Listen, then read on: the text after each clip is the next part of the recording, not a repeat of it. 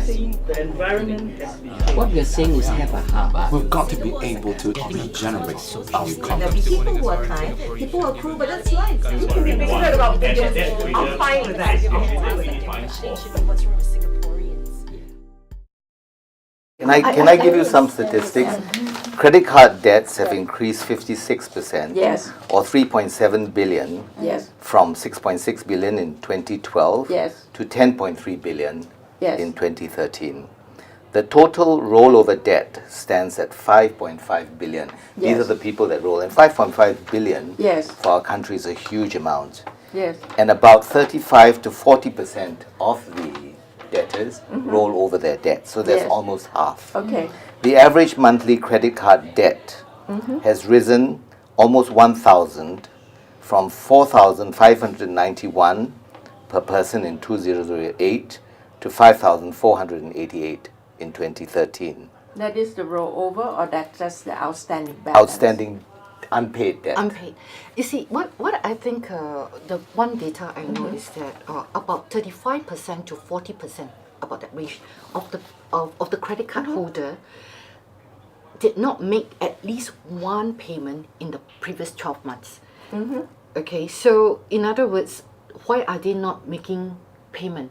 Many people are rolling. Yes. Okay, so about 34, at least 35%. 35 to 40% are rolling their credit. Are rolling. So why are they rolling? It's because they cannot pay down in full. There's an outstanding, but if you pay down at before the due date, that is fine. But they are not. The debt servicing ratio, just for their unsecured borrowing, it can be like 70-80% or even more than 100% of their take home. So how do they live? It's because they are rolling. They are using one facility to pay the other. Until it comes to a point of time, they max out everything, they cannot roll anymore, then they say, oops, I'm really in trouble. And some of them come to see us only when they may not be in default, like what you say. Okay, that means they have not But missed it builds any up. payment yet. You're saying it builds Yes. up. But at the moment in Correct. Singapore, the rollover debt is 5.5 billion. Yes. How is that a dangerous figure?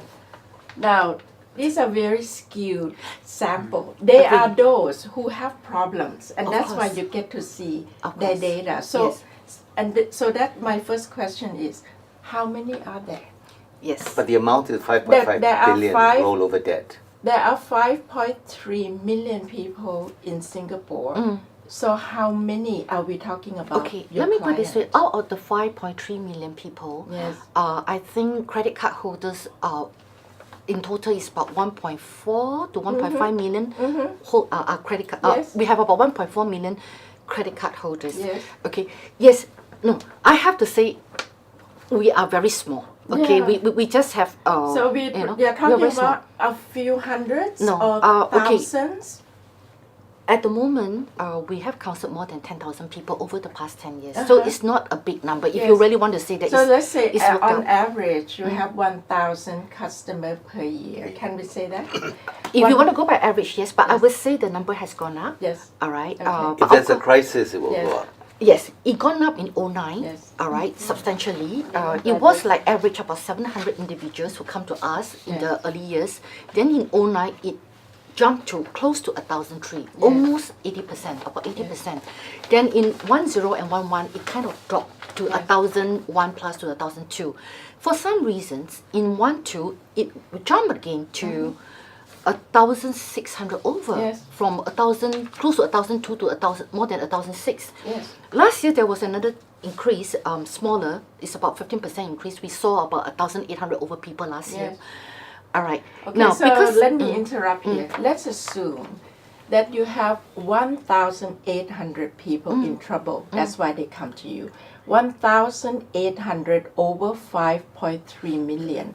That works out to be... no, I credit think card we have to go holders by is only go the over a card. million. Yeah. But credit holders is about 1.4 million, if I Yes. remember correctly. Yes, but Yeah. but you can. It's you a very can do small that. percentage, I Yes, agree. so It's that a very is small like one. 0.1% of the people, okay. right? But Yeah, you can't but take I think- 5.4 million because you Yeah. have to take credit card holders. Yes. Okay, so Your say figure would include yes, children. all right. So it's and about non-credit it's card about holders. slightly more than 1%. So say Right. 1%. It's 1,000. Yeah, 1,000 Which over is 1. small. Which is small, yeah. Yes. But I think in reality, there are people who are in trouble. Either Yes. they are not aware or they're in denial, or they do not know what to do.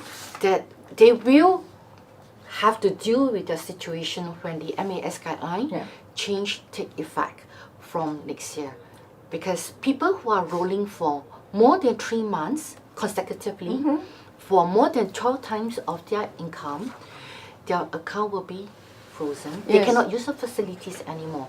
And so now the question is, how do they pay down and how do they continue to pay their daily living expenses? Now, how big is that group? It's difficult to tell, but I think it's definitely more than the so-called 2,000 people we saw, so-called about 2,000 people saw last year. It's going to be more, okay? And when an individual is in trouble, it's not just the individual, it's the family, all right? So, and assuming, let's say, it's a family of 4. So even if we have, let's say, 20, 30,000 people who can't pay back their unsecured credit facilities, it multiplied by the people around them, it can work out to 100,000 or so, all right? And when people cannot pay back their debt, a lot of times when they're under stress, they cannot focus on work. Their work will be affected. Then, then the company, all this. I mean, what I'm trying to say, there is a multiplier effect on all. Yes. On the family I members don't deny everyone. that, and Yes. I can I empathize with those who have problems. But I mean, if we're gonna discuss this credit card problem as a macro problem, when you look at it, Singaporean household has only, their total liability in credit card is worth only 3% of their total liabilities. I think the number shows that, but I also think that you have to cast the net wider a little bit. We are coming across very disturbing kind of issues nowadays. People who owe credit cards start going to the legal money lenders, illegal money lenders, start borrowing from companies selling goods on installment, selling the goods to pay off the credit cards. So indirectly, sometimes the credit card numbers may be suppressed, but it actually grows on another side of the balance sheet, because people are effectively just taking from here and paying down their credit cards.